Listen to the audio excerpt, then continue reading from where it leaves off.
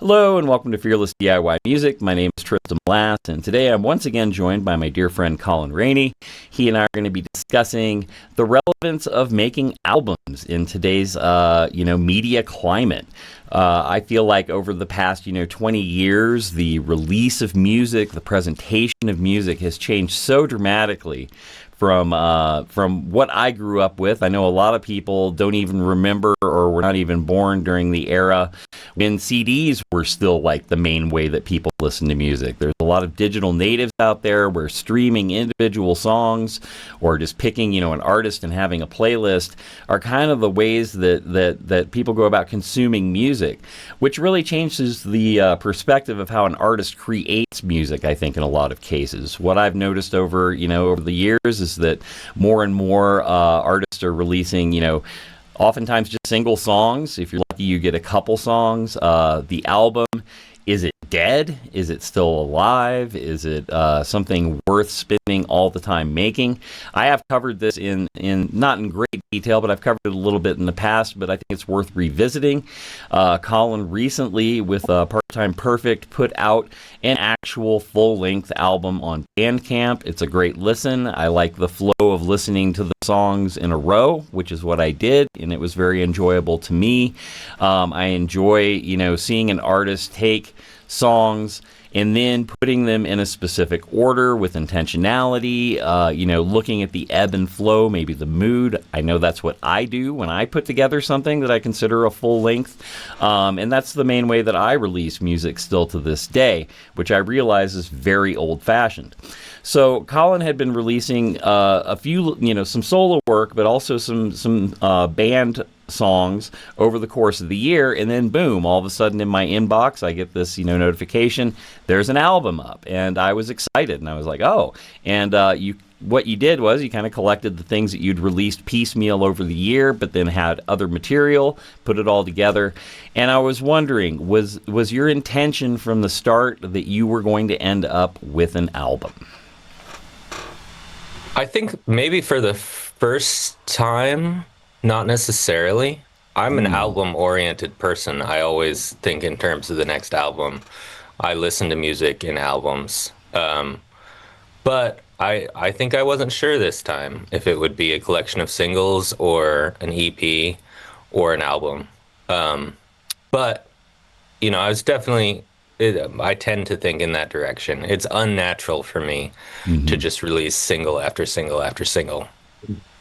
Because I hear songs in terms of that's a single, but that's a track 2, that's a track 3. Yeah. That'll be a good closer, that kind of thing. And Yes. so it's hard to strip them all out and promote them all as if they're a lead single. Even though it works, like you said, in this climate well, but I think albums still work too. Yeah, I feel like it's a lot of people forget that when you see a live band, they're working off of a set list. In the way, oftentimes the way that I look at an album is, if I was playing a show, if I was out in front of an audience, this is how I would want those songs to go down in front of an audience. There's going to be maybe a filler song around track 5 or 6 where people are going to go use the bathroom. And I don't care if they hear that one, because it's just something that I wanted to do. But the important stuff is going to be front and back loaded. There's a lot of meaning going to be put in your opener and closer are vital. And then, like you said, the single usually is a short one that you put second or third. And so I think there's an art to making an album. I think that it goes, it's like each song, of course, is its own art form. And we've been talking a lot about songwriting here, over the course of the year. But the album is another opportunity, to me at least, to make another piece of the statement where, it's like, okay, and I don't want it to be just like a quilt or something. I want it to have some sort of at least emotional or tonal flow to it. And like you said, I think the word that you hit, and for us being older, and I'm being, significantly older than you, being older people, it feels unnatural not to think about the album. Right. I I was thinking about, I've got a batch of songs and I have over 10, and I was thinking about just doing like a thematic little EP of 5 songs, but now I'm like, you know what, I'm going to kick that project to next year and I'm just going to make another full length, because if I'm going to make the effort to do 5 songs, well then why not do 11 or 12? It's like, so because that felt better to me. Right. Well, and even on streaming, and in my personal experience, I mean, people pay attention to albums still. That's my experience. Yeah. People that know you've been putting out music for a long time. I think, you put out singles and they're kind of like, oh, yeah, another song, put out an album. A lot of people will stop and they'll make time and they'll go, oh, an album.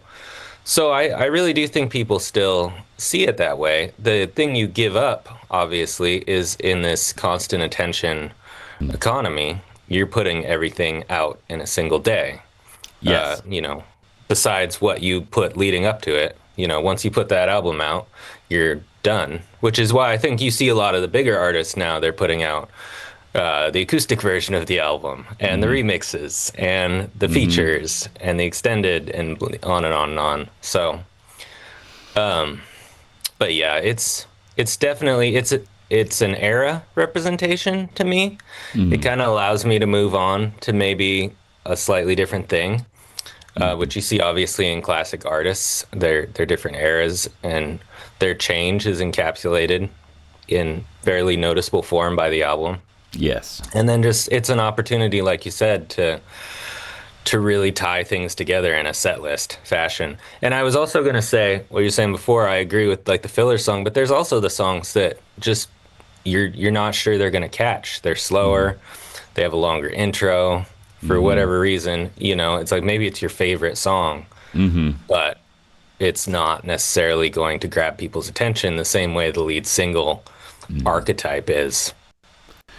Yeah, I like to have my oddballs on an album. Yeah. I want to have some experimental tracks. Usually I reserve 1 or 2 tracks, if not, maybe up to 3, where I'm just trying something out, or it's a weird riff that I just can't do anything else with, and I'm like, but it's too good to leave it alone. So I'll write a song around something that's really odd, and I think that's always been charming to me, especially in the 70s. There was always weird tracks on albums. You name any artist, Yep. I mean, think about Cream pops into mind. Pressed Rat and Warthog. What is that? Cream as well. Yeah. yeah. I know. You listen to their older albums. It's almost like it's a collection of extremely good lead singles, and everything else is just completely weird. Like they just got really high, and then just went into the studio and did it in one take. And that's what they did. That's what was happening. Now, what was interesting, talking about leading up, I feel like, in retrospect, looking at the arc of your year as an artist, both as a soul, the solo things that you've released and then the album, you did a good job, I think, though, of like dropping those nuggets, and then here they are, but they're packaged, with everything else around them. And whether or not that was intentional, I think it served you well, and I think that it's nice to have the album at the end of the rainbow, kind of, to be like, oh, well, this is, because it was kind of a treat. I wasn't expecting it. You told me that you were going to be releasing music throughout the course of the year, but I did not, in my mind, kind of seeing the arc of what you had done up to that point. I wasn't expecting an album at the end, and I thought that was really cool, because even Crispy Dad Jam had been released at least as some sort of like teaser video thing, earlier in the year. Yeah, no, we put the whole thing out. I mean, that was not necessarily going to be on the album. It was literally a 10.5-minute improv jam that we put out on, streaming and everything, because we captured it and we liked it, and we figured it probably wouldn't do very well, and it didn't do very well, because it's a 10.5-minute instrumental improv jam. But then the cool thing is, when I was sequencing the album, I just felt like, oh, this just is perfect at the end. And so then it has its home, and and with my solo stuff, I have zero intention of those songs being on an album. I don't have a clear direction with my solo stuff right now, other than the fact that I'm just writing and recording songs. So that kind of helps, I think, a little bit. Having the two projects in that respect helps because I'm able to keep putting stuff out in the way that you should do nowadays, Yeah. without putting out 5 of the 7 tracks on the album as lead Hmm. singles, which I understand why you would do that, but it kills me as a listener when bands do that. Hmm. And I've, listened to everything except 2 songs when the album comes out. It Yeah. usually ruins the album for me. Yeah, yeah. The element of surprise is gone, and the way that Yeah. you've got your the two career paths kind of going in parallel Hmm. keeps your name out there.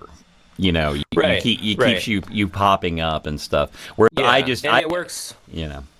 Oh, go It ahead. works that way, on the front end and on the back end. Like Hmm. part of the main reason I do it is not because of that. It's because it allows me to do stuff. If the band has a like life stuff come up and it can't be as busy, but I want to do things, then I go do it over here. And then Hmm. it's a nice byproduct that it also works that way in the keeping things going kind of sense of the modern Yeah. digital economy. Which kind of inspired me because I was I was thinking that I might change my approach to how I will promote my next album by maybe doing a single and a video, a single with a video, and then Hmm. a second one, and then release the album and kind of have 1 month a single, wait a few Yeah. weeks, do a second one, and then drop the album to kind of build a little bit of anticipation because I usually just do a cold drop where it's like boom, and Right. it's in everybody's inbox like, oh shit, Tris made Yeah. something, made an album all of a sudden, and there it is. Hmm. But do a little Yep. bit more lead up to it, so Yeah, I think the lead up is important. I love the yeah. cold drop concept, but it's good to, Yeah. help people. You got to help people a little bit in knowing when to pay attention. Yeah, yeah. And so, you say that you didn't really have a vision leading up to the album, but then you made a decision that yes, this is going to be an album, and then you said, Hmm. you just mentioned the word sequencing.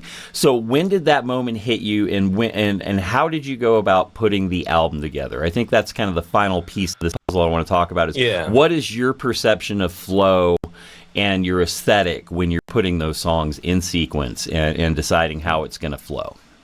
Right. Well, I had a vision from the beginning of what I wanted the next album to be, which I almost always do. It was more that I didn't necessarily know when or if we were going to put it together as an album. Maybe it would be 2 EPs, maybe it would be a song a month for a year, that kind of Mm-hmm. thing, keeping all those options open. But I had an idea, I had an aesthetic that I wanted. The first 2 songs on the album are very short. My original idea was to have an album that had more songs like that, like a Mm-hmm. couple of longer songs and a lot of short, quick hitter songs, kind of in the style of, the Ramones kind of thing. Mm-hmm. But basically, what happened is we got those 6 down, and Crispy Dad Jam had been recorded. And then we just weren't able to spend a lot of time working on stuff. So I sat with those and basically finished them up and sequenced them. And then it was a decision of is this an EP or an album? And once I got it sequenced, I just liked it so much that I wanted to keep it that way. And then the interesting thing is Crispy Dad Jam being 10 and a half minutes, I'm pretty sure from what I looked up that if I had left that off, it would have been an EP because Mm-hmm. of length, because it had the couple of really short songs on it. Yeah. So it was I kind of want this to be an album because it's close enough, basically. Yeah. And I think it should get that respect, so to speak. But also, I love how this feels at the end as the kind of closing statement of the album. So then Yeah. that kind of made the decision for me in a sense. No, that's really cool. It's just good to hear the thought process.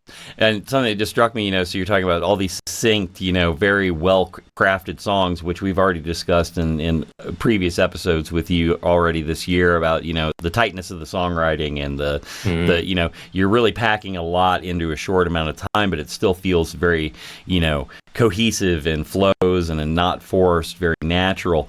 And it kind of makes sense for you to have those little mission statements that are very concise and well thought out, and then at the end just show the band in its pure musical state.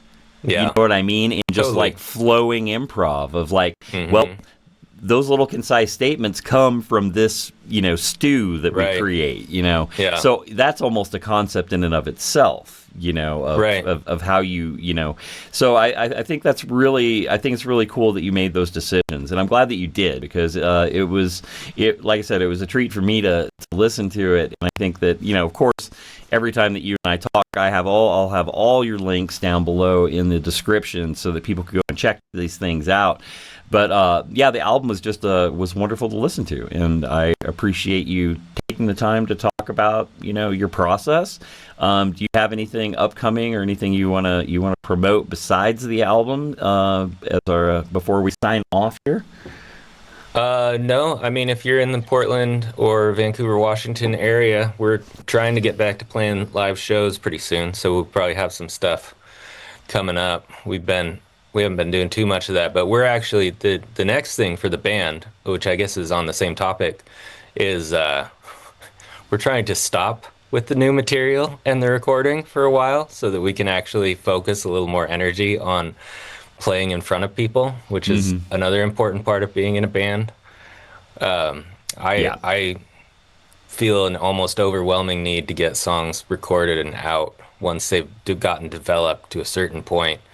And I think, looking at Part Time Perfect in particular right now, it's like we're doing pretty good on the recorded front. We should work on the playing out front for a little while. Yeah, I mean, it's a both and thing. You gotta do both. And if you haven't been playing much live, I mean, I know you love to play live, but I get the recording thing because that's all I do now. So I feel like I have all my eggs in one basket. Well, that's cool. Well, if you're in the Pacific Northwest, go and check Colin out. Go and check Part Time Perfect out.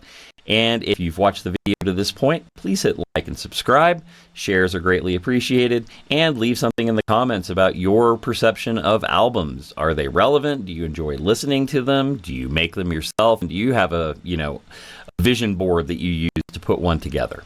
All right, you take care, hit subscribe, and we'll see you next time.